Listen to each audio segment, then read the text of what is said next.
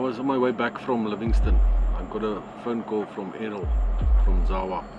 Told me Mr. Paul is still on the river and they are in trouble. Only 3 days. Our information was that 2 people had been washed away, Paul being one. We heard in the morning when we came to work, we heard that there's people on the pontoon. They were trying to pull the old pontoon because they already old pontoon that was stuck there on the river. So now those guys, they said they went there with the other 2 boats.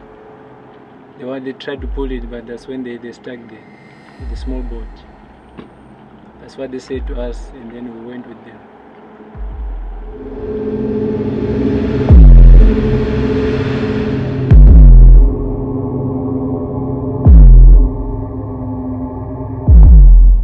They were looking for people to help them trying to recover predominantly their personnel who were stuck on the pontoons, and particularly the guys who were in the boat, because the boat was in a very precarious predicament. It was in the middle of a rapid. The people on the boat were all volunteers, and their safety was definitely at risk. And the boat at that stage was still attached to the pontoons via a rope, and that rope had snagged round a tree, and it was just the tree that was saving that boat from being washed over the falls. I did an assessment, and I thought that I could use a tube, a car tube, with a strong rope attached to it, and that we could pull them off the boat one by one into the boat, into the police boat, and so rescue them. That was agreed to. We went back, we got the tube, we got ropes. Unfortunately we could not get big ropes, so we had to use thin ski ropes, and we went back. As we were about to leave, the ESCO guys pitched up with Paul as well, and they had asked him as well to come and assist, which was a good thing, as he has had a lot of experience. Mr. Paul is the guy who doesn't care about losing anything. He is actually a leader of people. The current was very strong, and we had to position ourselves in such a way that the boat we would be able to drift the tube in the current down to the boat. And it took us a couple of efforts to actually get the right position. We were also having difficulty in securing the boat because we had to anchor it, and the anchor was drifting, and that we would end up very, very close to the rapids, and the guys were very concerned about being washed away. The additional problem was that we couldn't let the engine all the way down because we were scared of the rocks. So we had the engine tilted at roughly 45 degrees, so we most probably had less than half power. So the guys were nervous. We let the tube down. It got down to the boat. We were still trying to secure the boat from drifting. At that stage, Paul went down on the rope, or used the rope as a guide to go down to the boat, because we needed to assess what the condition was in the boat, as well as to somebody to coordinate if we pulled the people off. And I saw that Paul was moving. I was still busy with the anchor. When I turned back, I saw Paul was being washed at a fair rate of knots, and he was almost washed. Once he got onto the rapid, he had no control, and the guys actually helped him and lifted him out the water into the boat. Well, he basically told me no, and then he pointed that the tube was going under. And we then debated ways and means of how to do it. Paul then signaled to me that he wanted me to try and pull the boat at an angle of almost 45 degrees. To try and get the boat away out of the rapid and try and pull the boat out. I couldn't move that way. The rope wasn't long enough and the guys were nervous. We couldn't let the props down. So the idea of putting the entire boat out was a good one. It just wasn't feasible with what we had at that stage. I signaled to Paul that we were going and leaving. Kuzwaza lufita mwateni lutrova ni 3 days mamula wachwele kona ba tolu zusaba chopa kona guli baba mama pontuna amabeli balobezi 2 nights luna ki 1 night mwateni kona guli kiluna bapilo bakele kuzusiwa second kina kuzusiwa mama pontoons. Roughly at about 1300, 1 o'clock, the Air Force arrived, and I told them that the guys in the boat need to be got off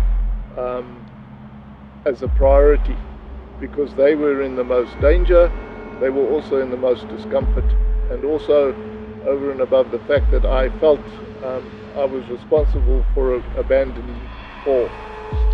Kako ya kutali msa, ubone nguli Paul, kimuti yako na kupila nsichaba. Hana ketulo ya kuketula mushobo kuli mwendi yoki mushobo chwana lutro ina niena lutro nyanda niena kuza kama 8 mane kutofita kama 17 hours kona kuli rubone kuli Paul kimutu wakutokwa yako na kupile waniena.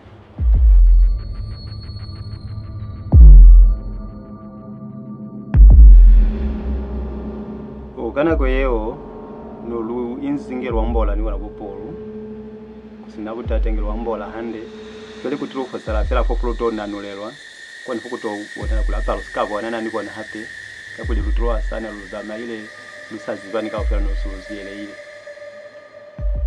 They flew a number of recon flights over the boats and over the pontoons and came back. They refueled. And roughly at about 1600, 4 o'clock, they said, right, they were now going to take the guys off the boat. I was situated at the main control area, where the operations area. I could see the flights. I could not see the people on the pontoon from where I was. Other people who were closer and up in the trees were able to see what went on in the boat itself. And they give them the rope and they tie them. Now we were very far, we can see what's going on there, but it was not clear. And then suddenly the chopper drives. It flies, but it didn't fly straight, like goes up. He went on the side, and then that's when he tipped everybody. It was from the boat. Then the boat turns over. And then from there the rope runs in the water. I think it was for 3 to 400 meters. That's when the rope goes up. So when the rope goes up, we couldn't see, because actually we were affected. When we see the boat goes down, and we knew that all those guys were there, they didn't put them on the rope because they were plenty. So now we were thinking, who's on the rope and who was on the boat, who is gone. Oh, Paul neliena nazipata kutotamu after luna kutamiwa. Asamula ochwale kuli kutamiwe upo chwale wa helicopter siri ukala kunanoa. Paul ni walu na waisco sabakwela mwamezi then ukala kutapa. Niluna nikuluho wachole mwamezi ngelo yoya. Kana kuli kiana mwana batapizo kuyombokela kwana bazo umbokela.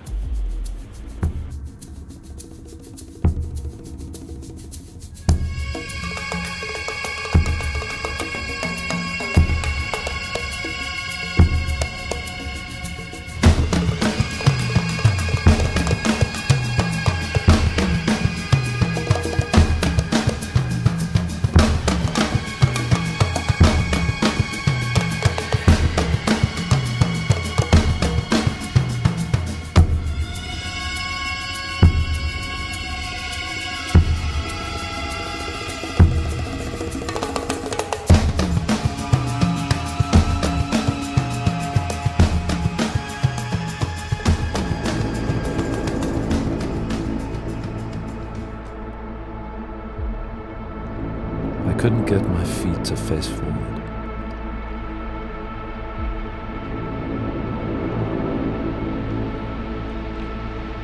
Expecting the big drop, I took a deep breath.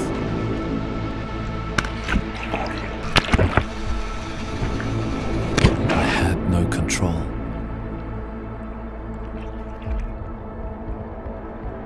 Don't panic!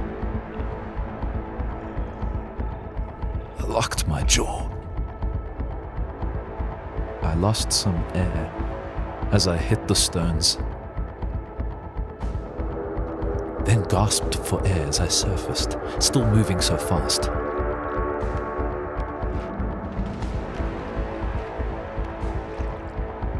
The life jacket is saving me. It helps me float. Gives me something to grab so I can protect my head, and cushions me from the stones that I keep bashing into.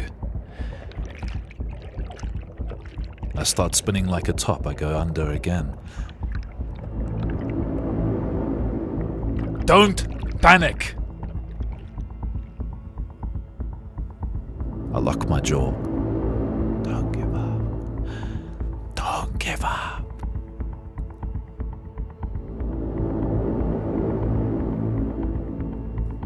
Eventually I could breathe again. But it was too soon for congratulations. I was entering a whirlpool. Actually, several whirlpools. I realized that if I entered the whirlpool from the backflow, it was easier. I had to get out of the water trap. I knew I need to swim away from the whirlpool during the backflow, not when moving downstream fast. This worked after several attempts.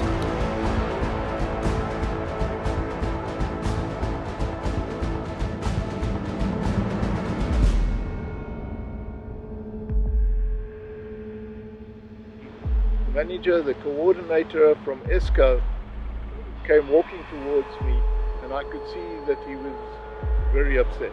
He was upset. And I asked him what the problem was, and at that stage he basically burst into tears, and he said to me that they had lost 2 people, and one of the people was the white man. That upset me considerably. As I felt that to a degree I was responsible for the situation that Paul was in. We then tried to organize a search party, because my feeling was that he would be washed into the whirlpool, because we've had previous incidents where people have been washed away and ended up in the whirlpool. So we started running downstream towards the whirlpool from the falls. It's a matter of maybe a kilometer. And at that stage there was a whole lot of people running. My wife heard somebody scream for help from an island in the river. There's a number of small islands just below the falls. We stopped and looked. I couldn't hear, I'm partially deaf, but I eventually did hear somebody calling, and the other people could hear them calling. We went back to the command center and we told them that there are people, that we can hear people calling. They said yes, they are able to speak with their commando on the pontoon, and he told them that he can see the 2 people on the island. Our information was that 2 people had been washed away, Paul being one. But they confirmed that they could see 2 people on the island. It was getting dark. It was going to be difficult to wade out to there. It was virtually impossible to wade there. They couldn't fly, so there was nothing further we could do. You're thinking on your head off, thinking of plans to get there. But they said he's on the island, he's safe. Going to sleep there for the evening. Though it's going to be very cold. We don't know if he's got any injuries on him, nothing.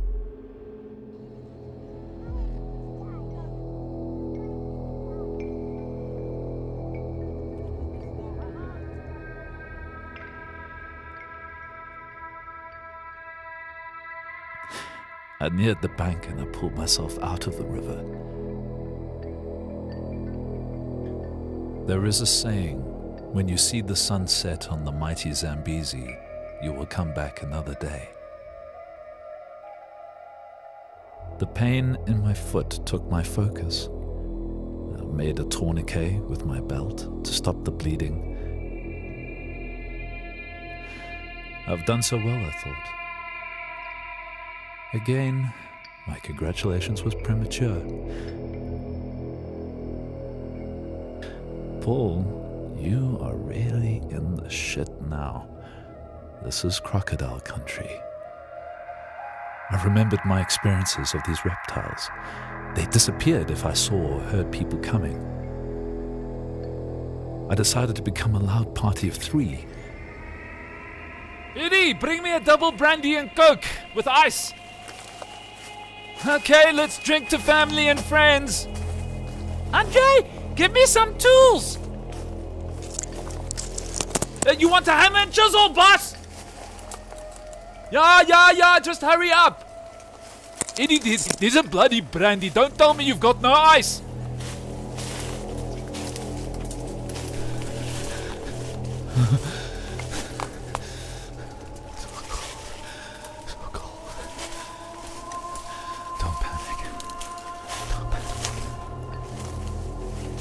I could smell a rambuck nearby.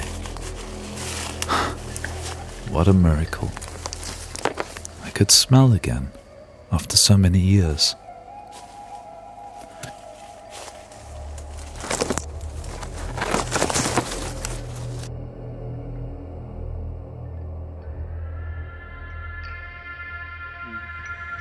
Umufumari kwa pata kwale. Ngata. Tokubona kuti kimukuwa lumu no palo. Ena peni ena katweza na fa vile kono na tobo wako. Patakuya kwenduna linganga kaka, nduna linganga kaka. Otala kona kwisa luna. Lui sultani ana ngultani ana namo. Tirani na lwa lalo. Tenu mikana kana ndamani ena. Tumuno pe kwa pata kwale. Eni ananga kale kwa mezi ngata. Kona ututile. Lutana mwene ena namo. Komona lumufiti. Anya ningo zama ngori yemanga anya nakazama kuzama yana walira kazama kuzama walira atalima kwa olimu watalima na kwetelele kwa olimu apeno una wala ma yena so watakwela chance seleza nga watakulila nona ma niyo kono na no lotanga la mkoyo ziele ile na mbona yo maulo falezi kwa liutu kono malutezi anya out of the get far dile anya ali ofta haka pata fale ni wauta mchana nikatane na mula mkuwa yo wena umate wecheka wenduna kafoe yo bateni wazira kwere batane beni mota to mulonge hali abo afa mchaka da kanga umati len naluile anya nakazama kuzama wayema talima koli mu aloti amioko apelo rohate na apelo atwaya anya na ali ofta haka munji kafa ene na mchana hata to katana lichwane wako wile tawatu abayo baile kwa boma baile kwa mananga tese kwela chanzira tan lwa hal komsi ale ko basali babona komsi amala pamela wenduna lule na mukomo lwile ndo mfitsa alika inana kwetero na komsi afa nkubota mutamkuwa yo munopira kuchwana nchwana njeho nalwakuta rukuta ngeruta kuno rutero babe komsi. But on my way back, I was escorting the TLB. And then the car stopped me. And they said they just got a phone call from the Induna on the other side. Actually, the second in charge of the Induna phoned and says they found Mr. Paul. He's there. So I drive over the bridge, went to the Induna's house, and he was sitting under the tree on the ground. His leg was badly cut. And it was bleeding. So we got him here, cut off the sock, take all his wet clothes. Then I phoned his daughter, Renee, and he spoke with himself as well. Came to the Whispering Sands here at the camp. We dressed his foot, opened it up, put him on some dry clothes, and then we left for Livingston. The entire community here, they regard him as their parent. They regard him as they are now the person whom they depend on. And now it's something like they have found they have found a person who can help them. They have found a person who can lead them or who can show them the way of living. And the entire community here, they have seen that maybe it was by the will of God. He is the one who also brought Paul to this community. So even to this incident now, when they heard that, everyone here was crying. That's why they will keep on coming to me, asking me that, how is Mr. Paul is doing right now? Hi, I'm Paul. It's now been 7 weeks since the rescue. I'm fully recovered, and it's now time for me to thank everybody that was involved in the rescue. First of all, I'd like to thank my wonderful wife and family, Zawa and the police, and the Sioma community. I look forward to meeting you in person so that I can thank you then.